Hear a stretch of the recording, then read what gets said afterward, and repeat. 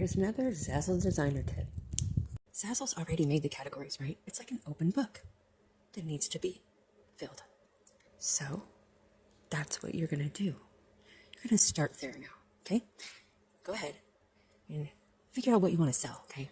And then I want you to be in the mindset of the shopper and go to the page where you're going to shop, okay?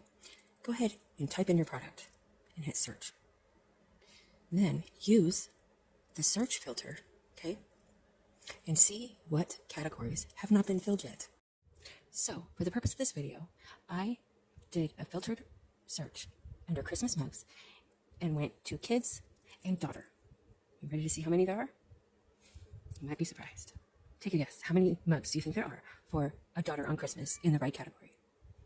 Just look at it. Make sure you subscribe because Christmas is coming and you're going to want to know these tips and tricks.